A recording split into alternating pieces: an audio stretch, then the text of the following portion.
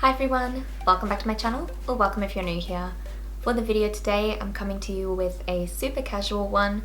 I'm just going to be talking about my period and endometriosis flare survival guide, basically, my essentials to get through a painful time, and it's just down to the fact that that's what I'm going through at the moment. I do struggle with endometriosis and adenomyosis, so I have very painful periods and have for as long as I can remember. And sometimes even when I'm not on my period, I'm in a lot of pain. So I thought that some of this information might be helpful to you if you experience the same thing or have someone in your life who does. Certainly I thought the first video for my year would be something a little bit more relevant, like doing a 2022 goals video or something like that, but I suppose this is relevant because it's what I'm going through. I just thought I'd explain that at the start because otherwise it seems a bit random, but maybe you could guess I'm going through a time because of the hair and the outfit and makeup or lack thereof.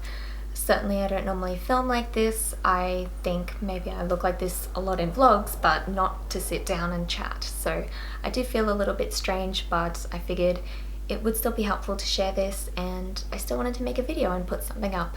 So with that being said and all explained, I'm just going to jump into my period and endo flare essentials. Alright, so the first thing that I'll mention, and this is in no particular order, I just grabbed everything that I had around the house that I've been used in the past couple days, but the first thing I wanted to talk about is the Ovira, and maybe some of you will remember I've done a video on this before, so I'll link that up above.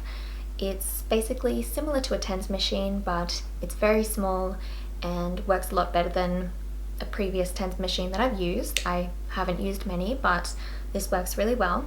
What I have here in my hand is just a little machine. It's about the same size or thinner and a little bit longer than an AirPods case, very small, and it has a clip on it, so you can clip it onto your like pants or like bra band or something is what I normally do. But it has 3 buttons on the front here. I'm just turning it on. I don't know if you'll see the light on since I'm in front of a lot of lights to film here, but basically I'm turning it on. There's like little up and down buttons, and the machine is working now.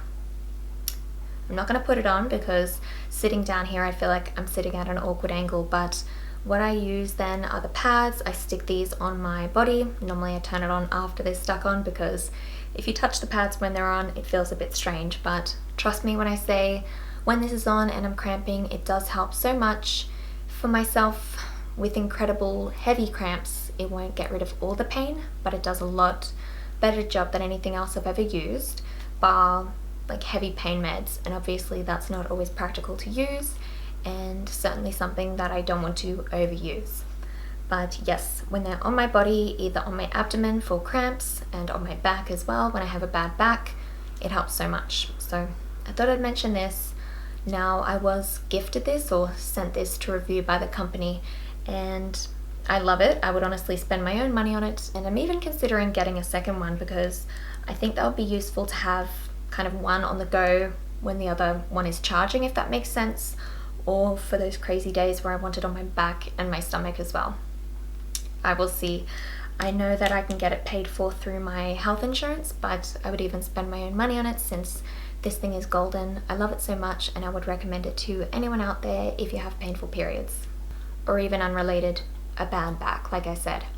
Now, something else that I utilize a lot when it comes to my pain are heat packs. So I've got a few here.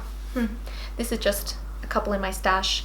These are just the little bean ones that you put in the microwave. These are really old. They've got holes in them. I keep sewing the holes back up. I love these. I always use these. I've got like a square one that works great on my front and my back, and then also like this long one, which is quite nice just to sort of wear on my front and back if I'm laying on my side.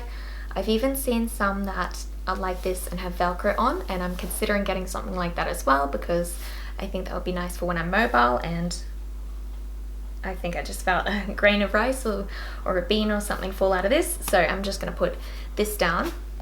I've also got the electric type 2. This is just a very flat one. It's from Sunbeam. I think I mentioned it in a favorites video. But this one plugs into the wall and turns on. It's got different heat settings or different length potentially. I just basically have it on the hottest or highest setting and normally fall asleep on this at night. It is probably my preference for my back, and the others I use on my stomach and back as well. I have heat packs everywhere all the time. I also have some at work too.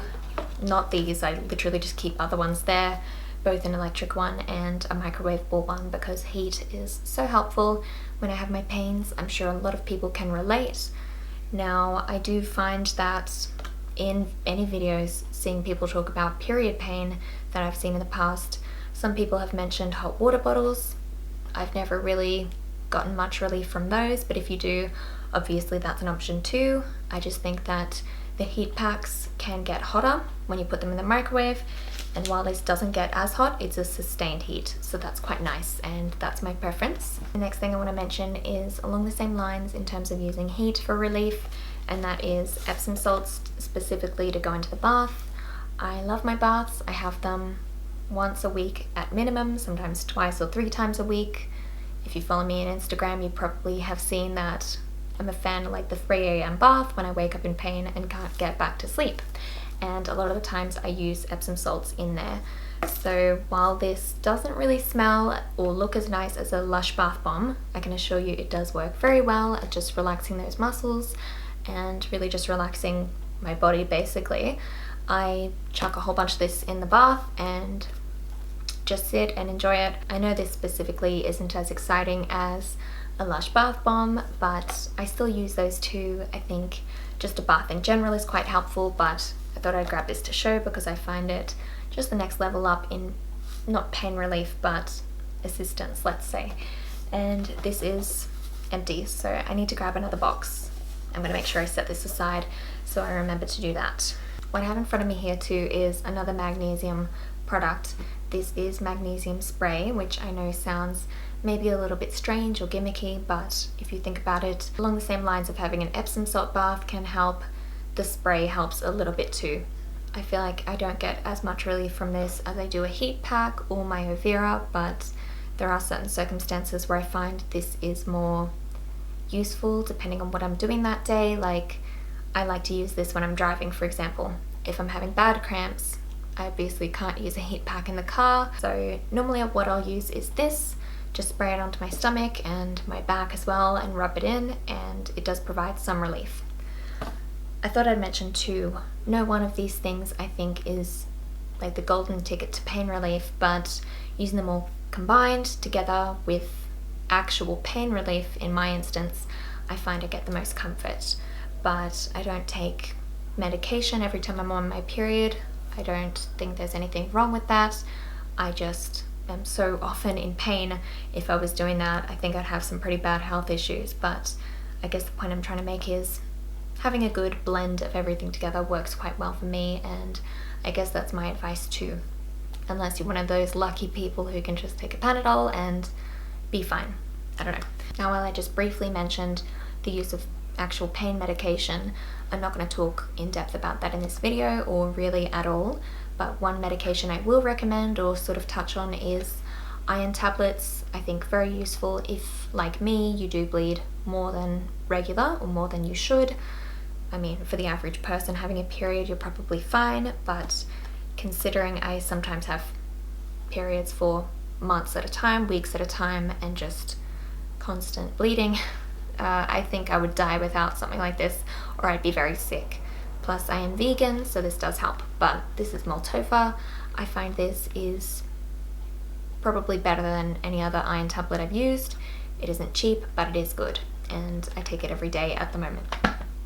Every day. The next thing I put aside in this pile is kind of entertainment, kind of education. It is the book How to Endo, and this is by Bridget Hustwaite. It's a book that I guess is more useful if you do have endometriosis or suspected endo, or someone in your life has endo as well. Obviously, I feel like this probably isn't needed if you just have painful periods, but maybe you would still find it interesting. So this book is written by Bridget. She talks about her experience, as well as talking in depth about a few other things, different therapies and treatments, sort of how to live with endo or how to endo. The first way I took in this book was actually by audiobook, which I listened to right after my surgery last year, and that was when I was officially diagnosed with endo, even though it was my second lap. Bit of a weird story. I'll make sure I link that up above too if you're in the mood for my experience here. But I listened to the audiobook while I healed and it was just so helpful, so I'd recommend that. But of course, reading the physical copy and I think just buying it to support her cause as well, I found was something that I wanted to do. So I've liked listening to it as well as reading, and I'd recommend this if you're in the market for an endo related book. Then the last essential I wanted to mention is entertainment. I just grabbed a magazine and iPad here for the sake of showing something, but I find having some entertainment while I rest and heal is really helpful. Otherwise I find I get quite depressed and bored if I'm just lying down, unable to move and in pain. I think that keeping social by calling friends, chatting to people online, and also just watching mindless videos or reading, looking at magazines and just something quite simple is really key as well. While I heal and manage my pain, I like to sort of keep things light as well and keep my brain active but not too active, if that makes sense. My favorite sort of entertainment during these times are quite light things like magazines, reality TV, or trash TV shows like Emily in Paris. I recently binged season 2 when I've been hurting and that was great. But yeah, I think that's probably the last thing to mention.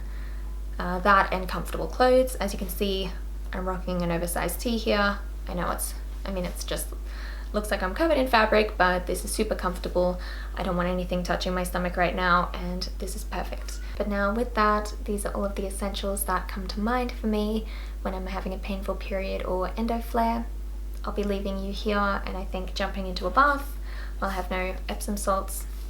I do have quite a few bath bombs luckily, so I'll enjoy one of those and probably watch something silly that I found online, just a YouTube video or something, reality show that I can find on Netflix or Prime. But I do hope you enjoyed this video. I know it was super duper casual, but I hope you were able to get something useful from it. And if you have anything to share as any advice, please leave it down below, because there's probably something I missed in my haze, or maybe there's something I haven't tried before, or if I haven't mentioned it, perhaps other people will like to know. But like I said, I will be leaving you here. I really hope you enjoyed this one, or more likely found it useful. If you did, please give me a thumbs up and subscribe if you haven't already. But like I said, I will be leaving you here, and hopefully I'll see you next time. Bye!